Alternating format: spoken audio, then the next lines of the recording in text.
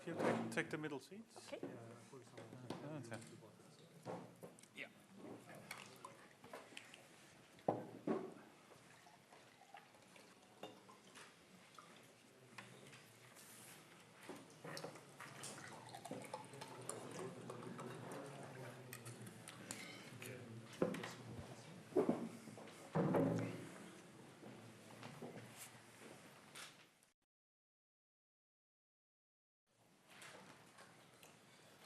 Okay, thank you for coming to this press conference, a joint press conference with the Executive Director of the European Asylum Support Office, Dr. Vize, and with Commissioner for Home Affairs, Malmström. And now I leave the floor to Dr. Vize for initial statement, and then we'll go for another statement from the Commissioner, and then we'll open the floor for questions. Okay, thank you. Gentlemen and gentle lady, very welcome to this press conference after a long and intensive, I can say that, I think, visit of the Commissioner, whom I want to thank very, very much for her visit to the EASO headquarters. It is certainly not the first time for the Commissioner to be here. Some of you might remember the wonderful day in June, already 3.5 years ago, on the Upper Baraka Gardens, where we had the wonderful inauguration event of EASO. Since then, a lot has been happened. Time flies, and that was a good reason for the Commissioner to pass by here and to have an update, though we see each other regularly in Brussels, but to have an update on the spot in the heart of EASO's headquarters. We discussed both the actual situation in the Common European Asylum System, in the asylum situation at this moment, where we see an increasing rise in numbers since the start of the Eurostat data collection in 2008. We record last month, the highest number since 2008. So there is an increasing number of people that ask for humanitarian protection in Europe. Not a full surprise if you see and look around in the world, Syria, Ukraine, Iraq, Horn of Africa, and a number of other places I will not specifically mention. We also looked into the results of 3.5 years of EASO as an agency, the building up of an agency to support member states, to support the Commission, to support the European Common Asylum System, and what has been achieved since then in the area of training, of quality processing, of COI, country of origin information, of trend analysis, of risk analysis, and of being prepared and supporting operationally in a large number of member states. I leave it with that, thanking once again Cecilia Malmström for her visit, for all the support over all those years, as she has been a wonderful and fantastic cooperation and real dear friend of our agency. Thank you very much. Well, thank you, ladies and gentlemen. Good afternoon. It's really nice to be in Valletta again and to have this possibility in the last months of my mandate to see how the EASO office has gone from an idea to actual opening it and now fully functioning. I would like to pay tribute to Dr. Visser and his team, who've done a fantastic job, but also thanking the Maltese authorities who've done much to make this possible. It is very clear now that EASO, in only such a short time, is a fully functioning and a key agency within the European Union's work when it comes to dealing with asylum. It's an agency who works daily and who is very much in demand by member states, and the support demand is growing and will grow.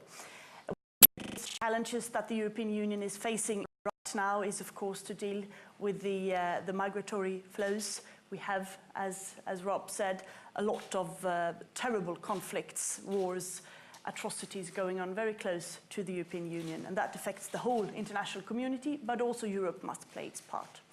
We achieved, after many, many years of very difficult negotiations, to put into place the common European asylum system. That is a set of laws who are now going to be implemented all over Europe and who will make sure that an asylum seeker, when he or she comes to Europe, gets the same treatment wherever he or she is, that the people are trained, who deal with it are trained, that the reception conditions have high standards, that unaccompanied minors have a special treatment, that there is a certain grade of standards and rights that an asylum seeker has to have his or her process done in a correct and transparent way. Very clear and unambiguous rules on how that should proceed. And that is good that we have the rules on paper, but now they need to be implemented. And many countries are now in the phase that they realize that the clock is ticking.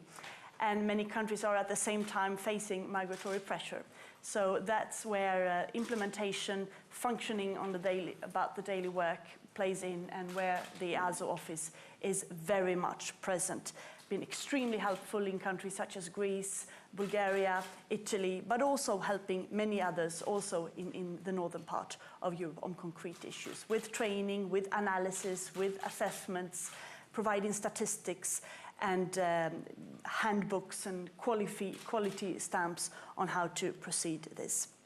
So all member states now have to take an in-depth look at how the asylum system works and adopt them to the current rules. And this is key because, of course, we need to live up to what we have decided jointly, but also only if the systems work, that people are treated the same way, can we have true solidarity and true responsibility. So we need to make sure that it's functioning the same way all over. We need to work together. The Common Asylum Support Office is very much key to that. I am impressed by the immense work that has been done in only such a short term, and I have no doubt, unfortunately, I must say in a way, that you will be very much in demand the coming years as well, because this is an issue that will not go away and that will remain very, very high on the international and the European agenda. We need to live up to our standards and values. We need to respect our laws. We need to make sure that Europe can respond to the demands that conflicts in the outer world is putting to us. So I'm very happy to be here today. This is my third visit in Malta during my mandate. I have followed EASO from the very start. This is by no means the end, but I am really impressed and happy to be here to meet you and your fantastic staff. Question, yes. Questions. First of all, how is Frontex Plus going to overcome difficulties that member states who hosted Frontex missions had? Will it come with mandatory resource pooling and fair allocation of rescued asylum seekers? And my second question is, according to reports, Greece will be getting the Home Affairs portfolio, which includes migration. As has been well reported, Greece's policies and practices towards immigrant populations were described as unjust, inhumane, and degrading. What do you make of this decision apparent by Juncker for your successor? Well, to start with your second question, I have seen many different charters and organigrams on social media with different people being allocated different portfolios. So if I were you, I would advise you and all journalists to wait a couple of days until the final decision comes. It is absolutely not for me to comment upon that. It will be for incoming President Juncker to decide upon that with the approval, of course, of the European Council. I think in the beginning of next week we will know, so then we can come back to the issue. On your other question on Frontex Plus, or whatever it's going to be called, this is an issue I've been discussing with the Italian authorities. We are also talking about it here in Malta. I'm visiting different ministers here. It is still not clear exactly how it is going to be framed. This is ongoing discussion. We are finalizing them to get everything clear on exactly the scope, the geographical scope, and the tasks. It is something that will be a bigger operation than before Frontex, but it's not Mare Nostrum. It's something different. And what will happen to Mare Nostrum is the decision of the Italians. The exact premises, the exact scope, the exact functioning and the needs are about to be defined very soon by Frontex and the Italian. There will be a Frontex board decision where we will identify exactly what kind of assets do we need, helicopters, boats, staff, and then that letter will be sent to all the member states by the board. I am personally committed, together with Minister Alfano from Italy and others, to also call upon member states to contribute so that more member states are involved. And exactly how we have had positive signals, but of course everybody is waiting to see the exact form of this. Now Frontex Plus is a very important mission, but of course it's only one part of the bigger challenge of migration in all its form, and in this, of course, EASO must play its role to make sure that the laws are accepted, that the reception conditions are decent, that the people are trained, and we are also working in other parts of the whole strategy of the framework on the Mediterranean with member states. So this will very much dominate my agenda for the coming month that I'm still here, and my successor, whoever she or he is, will have that very high on the agenda. But we need to see the broad picture of Frontex, EASO, but also the other actions that need to be taken for the whole chain from the conflict origin via the transiting countries, the trafficking issues, the resettlement issue, the financing, the asylum, the return, the integration. It's a whole chain, and I hope that in the future we can work in a more integrated way with the whole migration challenge. Yes. Any concrete measures have been discussed while you've been here during your visit on migration with the authorities? Well, I met this morning with the Deputy Prime Minister and we discussed some of the situation in the Mediterranean, obviously, and we discussed some of the reforms that are ongoing in the Maltese system when it comes to reception, when it comes to reforming the issue of detention, etc. And I will continue those discussions with a few other ministers this afternoon and tomorrow. So nothing basically on supporting Malta? Well, the Commission has been supporting Malta for years and will continue to do so. But the aim is to discuss where is Malta with their reforms. There is ongoing parallel discussions from the Maltese authorities with the Commission on how to use the money allocated to Malta, as all countries, for the coming 7 years. That is a more technical discussions, but we have no big announcements to make today. It's more work between friends and allies in the discussion that we have regularly.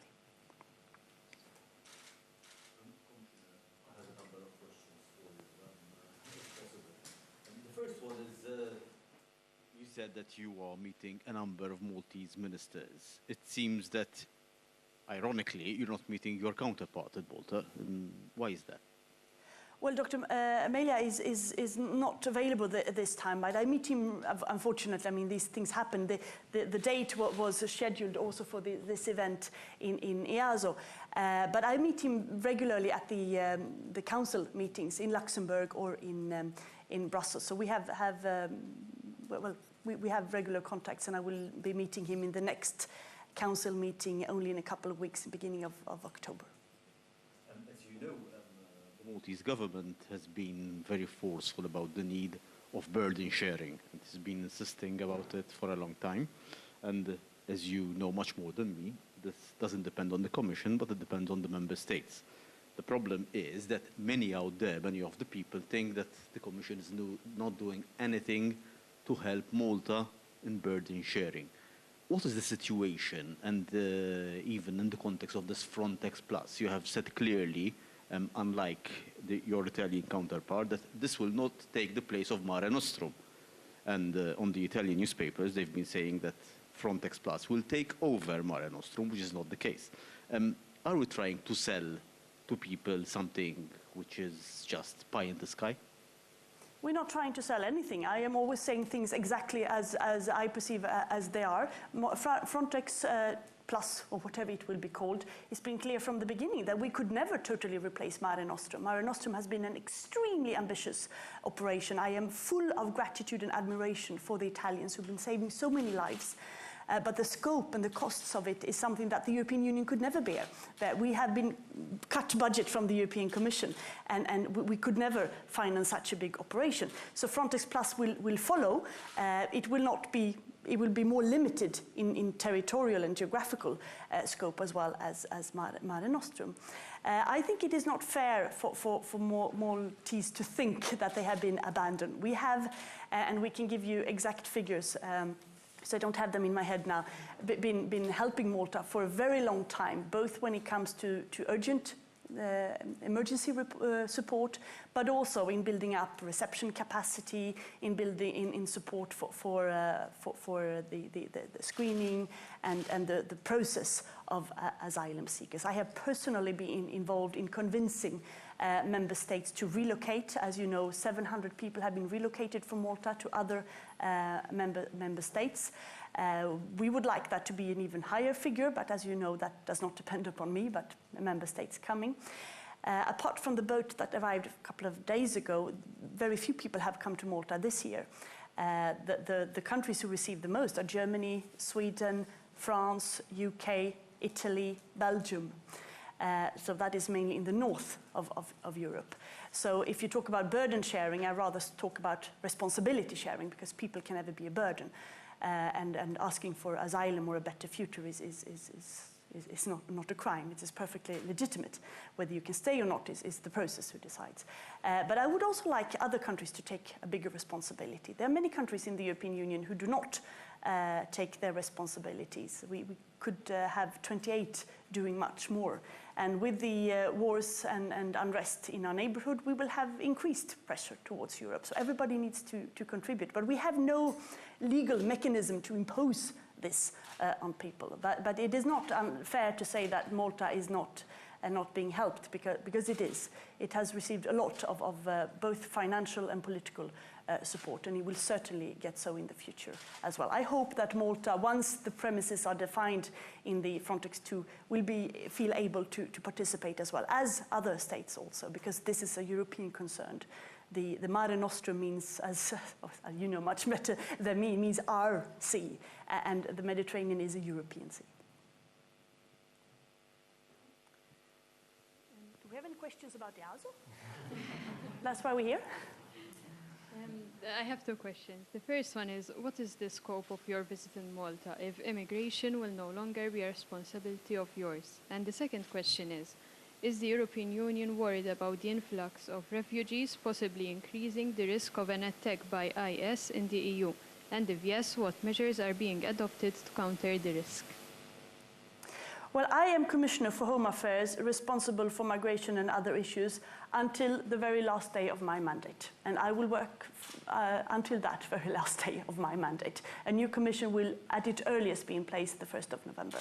So my purpose is here to visit my friends and to see how it goes in EASO, because this is what I've been following up, but also taking advantage of meeting politicians, ministers, Madam President, NGOs of Malta, and also visiting two of the centers, the reception and centers of Malta, one closed and one open, to get a picture of what's happening there, of the improvements that has been made, that will be made, and what is necessary to make. We are in dialogue with the Maltese authorities about this. We have some concerns about the detention situation.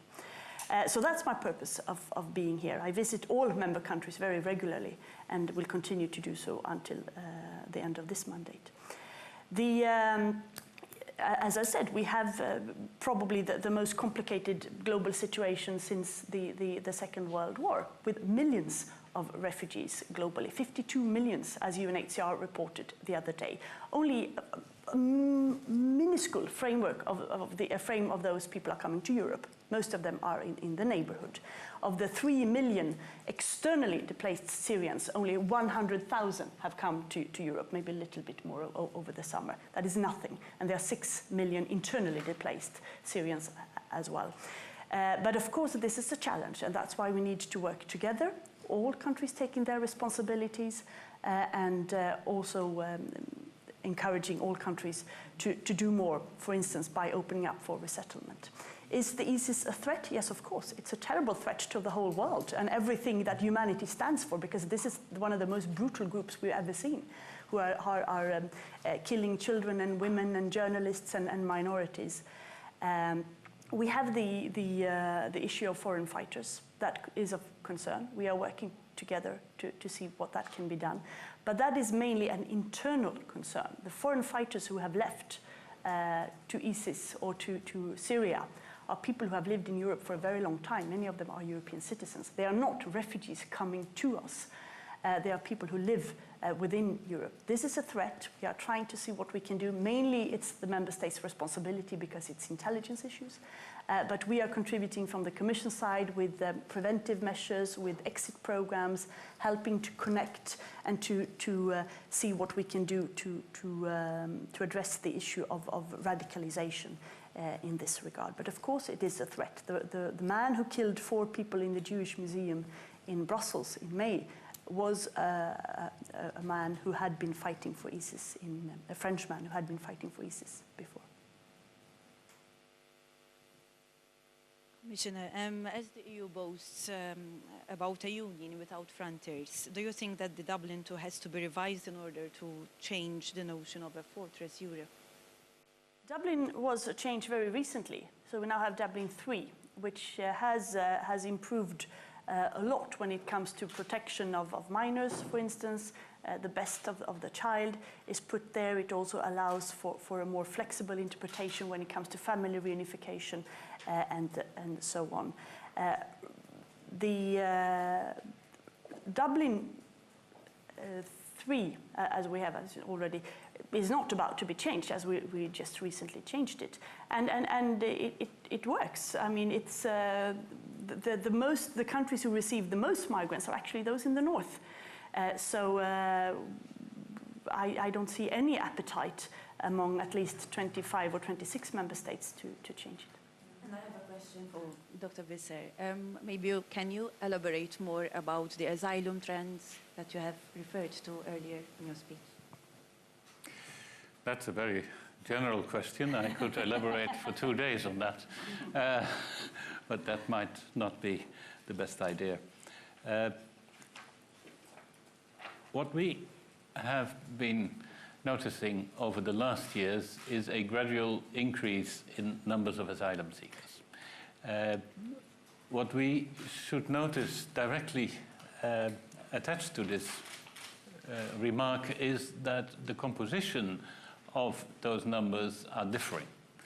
Last year, for example, but it's just an example, we saw a huge number, really important number of Chechens coming to Europe. That made a total change in numbers that we saw last year, second half. But at the end of last year, that disappeared, not totally, there are always numbers, but became much smaller. We saw a very much increase starting end of last year of Eritreans, where they had not been a large part of the asylum influx for quite some time. We have seen this year, not surprisingly, an increasing number in Ukrainians since the ISIS started, Iraqi. So the overall number is rising, but the different nationalities, the places where people come from, are changing every time. That makes the activities in the field of asylum so dynamic and so inspiring and so unpredictable.